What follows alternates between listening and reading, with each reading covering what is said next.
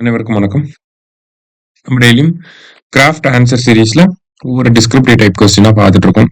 அந்த வரிசையில குரூப் 2 மெயின்ஸ்ல கேட்கப்பட்ட கேள்வியில வரிசையா பார்த்துட்டு வரோம். இதுல பார்த்தோம்னா சயின்ஸ் அண்ட் டெக்ல இன்னொரு கேள்வி என்ன அப்படின்னா, what are artificial seeds? Outline the steps involved in developing artificial seeds. Add a note on its importance in forestry அப்படின்னு சொல்லி கேட்டிருக்காங்க. நிறைய பேருக்கு பார்த்தோம்னா சிலபஸ் நல்லா பார்த்தவங்களுக்கே இந்த ஆர்டிபிஷியல் சீட்ஸ் அப்படிங்கறத பார்த்தோமா அப்படிங்கிற ஒரு டவுட் இந்த கொஸ்டினை பார்த்தா வந்திருக்கும். ஏன்னா அந்த மாதிரி தான் இருந்துச்சு. சரியா? ஆனா சிம்பிளான ஒரு கொஸ்டின் தான். சிம்பிளா பேசிக்கா நம்ம பயோடெக் படிச்சிருந்தோம் அப்படின்னா, சிலபஸ்ல இருக்கக்கூடிய பயோடெக்னாலஜியை படிச்சிருந்தாலே மோரார்லிஸ் அதுல இருந்து கேதர் பண்ணி நம்ம ஆன்சர் எழுதுற மாதிரி தான் இருந்துச்சு. அண்ட் தென் இதுல இந்த பார்ட் பாத்தீங்க அப்படின்னா நமக்கு கன்வென்ஷனல் டைரக்டா நம்ம அண்டர்ஸ்டாண்டிங் வச்சு எழுதுறது தான். ஓகேங்களா? ஒரு ஆர்டிபிஷியல் சீட்னால என்ன இம்பார்ட்டன்ஸ் எல்லாம் இருக்கும் அப்படிங்கறத நம்ம ஈஸியா அப்ரோச் பண்ணிருக்கலாம். அந்த சயின்ஸ் அண்ட் டெக் ஓரளவு கவர் பண்ணியிருந்தோம்னா. சரிங்களா? சரி, இப்போ ஆர்டிபிஷியல் சீட்னா என்ன அப்படின்னா, நமக்கு கண்ட்ரோல்டு கண்டிஷன்ஸ்ல சீட்ஸை டெவலப் பண்றது, ஆர்டிபிஷியலா சீட்ஸை டெவலப் பண்றத நம்ம ஆர்டிபிஷியல் சீட்ஸ் அப்படின்னு சொல்லி சிம்பிளான ஒரு டெஃபினிஷன்ல கொடுத்துடலாம். ஓகேங்களா?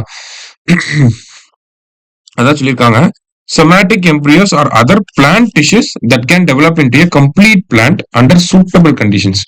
சூட்டபிளான கண்டிஷன் நியூட்ரியன்ட் மீடியம்லாம் இருக்கிறப்ப என்ன ஆகுது, அந்த ஒரு டிஷ்யூஸ் அண்ட் சோமேட்டிக் எம்பிரியோஸ் சீடா டெவலப் ஆகுது. அதுதான் நம்ம ஆர்டிபிஷியல் சீட் அப்படின்னு சொல்றோம். ஓகேங்களா? இது எதுக்காக யூஸ் பண்றாங்க அப்படின்னா, மாஸ் ப்ரொபகேஷன் ஆஃப் பிளான்ட்ஸ். ஓகேங்களா? ஒரே ஸ்பீசிஸ் ஆஃப் பிளான்ட்டை மாஸ் ப்ரொபகேஷன் நிறைய ப்ரொடியூஸ் பண்ணணும்னு நினைச்சாங்க அப்படின்னா அதுக்கு இந்த ஒரு டெக்னிக் அப்படிங்கறத பயன்படுத்துவாங்க. ஓகேங்களா? அதே மாதிரி கன்வென்ஷனல் சீட் மூலியமா நம்மளால மாஸ் ப்ரொபகேட் பண்ண முடியாத பிளான்ஸ் அண்ட் ட்ரீஸ் அப்படிங்கிறது இருக்கும். ஓகேங்களா? கன்வென்ஷனல் சீட்ஸ் மூலியமா, கன்வென்ஷனல் மெத்தட்ஸ் மூலியமா மாஸ் ப்ரொபகேஷன் அப்படிங்கறது சான்ஸே இல்லாம ரொம்ப டிஃபிகல்ட்டா இருக்கக்கூடிய பிளான்ட் ஸ்பீசிஸ் எல்லாம் இருக்கும். அதெல்லாம் நம்ம இந்த டெக்னிக் மூலியமா இன்க்ரீஸ் பண்ணலாம். சரியா? என்னென்ன ஸ்டெப்ஸ் இன்வால்வ் அப்படிங்கிறது அடுத்த கேள்வியா இருந்துச்சு. First selection of explant. எல்லாத்துலயுமே செலக்ஷன் ஆஃப் எக்ஸ்பிளான்ட் அப்படிங்கிறது இம்பார்ட்டன்ட். டிஷ்யூ கல்ச்சர் வரப்போ வந்துடும். அப்ப ஒரு சூட்டபிள் பிளான்ட் டிஷ்யூவை நம்ம எடுத்துக்கிறோம். எக்ஸாம்பிளுக்கு ஷூட் டிப்ஸ், கேலஸ் ஆர் எம்பிரியோஸ் ஏதாவது ஒன்று நம்ம எடுத்துக்கிறோம். ஓகேங்களா? அது சூட்டபிளான ஒரு நியூட்ரியன்ட் மீடியம் கண்ட்ரோல்டு கண்டிஷன்ல நம்ம வைக்கிறோம். சரிங்களா? அடுத்து என்ன பண்ணுவாங்கன்னா, இண்டக்ஷன் ஆஃப் சொமேட்டிக் எம்பிரியோஜெனசிஸ். சொமேட்டிக் எம்பிரியோஜெனசிஸ்னா ஒன்றும் இல்லை, அந்த எம்பிரியோஸ்ல இருந்து சொமேட்டிக் செல் டெவலப் ஆகுறத சொமேட்டிக் எம்பிரியோஜெனசிஸ் அப்படின்னு சொல்லுவாங்க. ஓகேவா? அப்ப அதுக்கு ஏற்ற மாதிரி அந்த நியூட்ரியன்ட் மீடியம்ல வச்சு நமக்கு டெவலப் பண்ணுவாங்க, பிளான் குரோத்தை இன்டியூஸ் பண்ணுவாங்க. சரியா? அதுதான் இண்டக்ஷன் அப்படின்னு சொல்லி கொடுத்துருக்காங்க. எம்பிரியோஸை டெவலப் பண்ணுவாங்க. ஐ மீன் சொமேட்டிக் செல்ஸ்ல இருந்து எம்பிரியோஸை டெவலப் பண்ணுவாங்க. சரியா? அடுத்தது மெச்சுரேஷன் ஆஃப் சொமேட்டிக் எம்பிரியோஸ்.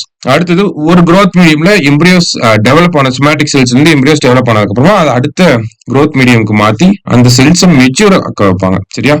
மெச்சூர் ஆனதுக்கு அப்புறமா அந்த மெச்சூர்டு சொமேட்டிக் எம்பிரியோஸ் மேல கெமிக்கல்ஸை கோட் பண்ணுவாங்க. சோடியம் அலிக்னேட், கால்சியம் அலிக்னேட், ஹைட்ரோஜெல், இந்த மாதிரியான மெட்டீரியல்ஸை ஒரு ப்ரொடெக்டிவ் கவர் மாதிரி, ப்ரொடெக்டிவ் கேப்சூல் மாதிரி நமக்கு அந்த மெச்சூர்டு சொமேட்டிக் எம்பிரியோஸ் மேல கவர் பண்ணுவாங்க. சரியா? அடுத்ததா பாத்தீங்கன்னா, கண்ட்ரோல்டு கண்டிஷன்ஸ்ல மறுபடியும் இந்த சீட்ஸ் எல்லாம் ஹார்டன் ஆகும். சரிங்களா? வன்மையாக்குதல் அப்படின்னு சொல்லுவாங்க. சோ ஹார்டன்டு சீட்ஸ் இருந்தாதான் நமக்கு என்விரான்மெண்ட்ல சர்வைவ் ஆகும். சரிங்களா? சோ அதனால சீட்ஸை ஹார்டன் பண்ணி அதை ஸ்டோர் பண்ணி வைப்பாங்க. சரிங்களா? சோ இதெல்லாம் தான் ஸ்டெப்ஸ் இன்வால்வ் அப்படிங்கறதுல. லாஸ்டா பாத்தீங்கன்னா நம்ம இதை பிளான் பண்றது. ஓகேங்களா? நர்சரியில டைரக்டா இது பண்ணலாம், இல்லாட்டி நேராவே நம்ம போய் ஃபீல்டுலயே அதை பிளான் பண்ணலாம். ஸோ அது டிபெண்ட்ஸ் ஆன் த சீட். சரிங்களா? ஸோ இந்த மாதிரி தான் ஒரு ஆர்டிபிஷியல் சீடோட ப்ரொடக்ஷன் அப்படிங்கிறது, ஒரு டெவலப்மெண்ட் அப்படிங்கிறது இப்படி இருக்கு. இந்த ஸ்டெப்ஸ் எல்லாம் பேசிக் ஸ்டெப்ஸ். ஓகேங்களா? அதுல இன்னும் டீப்பா போனா நிறைய ஸ்டெப்ஸ் இருக்கதான் செய்யும். பேசிக்கா அந்த கொஸ்டின் அப்படிங்கிறது பாத்தீங்கன்னா, வாட் ஆர் ஆர்டிபிஷியல் சீட்ஸ் அப்படிங்கிறதுக்கு ஒரு செட் ஆஃப் மார்க் கொடுத்துருப்பாங்க. அவுட்லைன் த ஸ்டெப்ஸ் இன்வால்வ்டுக்கு ஒரு set of mark, add a note on its importance in ஃபாரஸ்ட்ரின்றது ஒரு செட் ஆஃப் மார்க். அப்ப கேள்வியே மூணா பிரிஞ்சிருக்குன்னா அதுக்கு உண்டான ஆன்சரை நம்ம கொடுத்தா போதும், ரொம்ப எலாபரேட் பண்ணணுங்கிற அவசியமும் கிடையாது.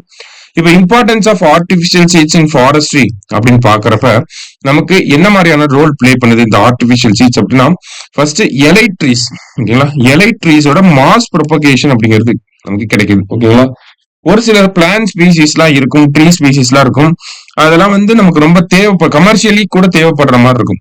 சோ அந்த மாதிரியான விஷயங்களை நம்ம கன்வென்ஷனல் மெத்தட்ல க்ரோ பண்றப்ப ரொம்ப லேட் ஆகும். அதுக்கு இந்த ஆர்டிபிஷியல் சீட்ஸை பயன்படுத்திக்கலாம். அப்ப டிசைரபிள் ட்ரைட்ஸ் அப்படிங்கிறது நமக்கு ஏத்த மாதிரி வந்துடும். அடுத்தது என்டேஞ்சர்ட் ஸ்பீசிஸ் ப்ரிசர்வ் பண்ண முடியும். ஒரு சில plant and animals plant species இந்த இடத்த பார்த்தோம்னா பிளான்ட் ஸ்பீசிஸ்ல பார்த்தோம்னா ரொம்ப என்டேஞ்சர்டா இருக்கும், அழியக்கூடிய இடத்துல இருக்கும். அப்ப அந்த மாதிரியான ஸ்பீசிஸை நம்ம மறுபடியும் அதிக பாப்புலேஷன் அந்த ஸ்பீசிஸ்ல கொண்டு வரோம்னா அதுக்கு நம்ம ஆர்டிபிஷியல் சீட்ஸ் வந்து பயன்படுத்தலாம். நெக்ஸ்ட் பாத்தீங்கன்னா ஓவர் கமிங் சீட் டார்மன்சி அப்படின்னு சொல்லி கொடுத்துருக்காங்க. அதாவது சீட் டார்மன்சி இருந்துச்சுன்னா நெக்ஸ்ட் ஆஃப் ஸ்பிரிங் வரது வந்து டிஃபிகல்ட்டா இருக்கும். ஓகேங்களா, அந்த ட்ரீஸ் வந்து நான் வயபிள் சீட்ஸ் வந்து ப்ரொடியூஸ் பண்ணும். இதனால வந்து அடுத்தடுத்த ஜெனரேஷன் அப்படிங்கிறது டெவலப் ஆகாது. அப்ப அந்த மாதிரியான கண்டிஷன்ல நமக்கு ஓவர் கம் பண்றதுக்கு இந்த ஆர்டிபிஷியல் சீட் வந்து ஹெல்ப்ஃபுல்லா இருக்கு. கண்டினியூஸா ப்ரொபகேஷன் அப்படிங்கிறது இருந்துட்டே இருக்கும். நெக்ஸ்ட் பாத்தீங்கன்னா இது வந்து ஒரு காஸ்ட் எஃபெக்டிவ் ப்ரொடக்ஷனா இருக்கு. ஓகேங்களா, ஸோ ட்ரெடிஷ்னலா நம்ம சீடை கலெக்ட் பண்ணுங்கிற ஒரு நீடை தாண்டி இந்த இடத்துல காஸ்ட் எஃபெக்டிவா இருக்கனால நம்ம ஆர்டிபிஷியலா சீடை டிசைர்டு கேரக்டரிஸ்டிக்ஸோட ப்ரொடியூஸ் பண்ணிக்கலாம். அப்ப இது நமக்கு அட்வான்டேஜஸா தான் இருக்கு. சரிங்களா, அடுத்தது ஜெனட்டிக் யூனிஃபார்மிட்டி.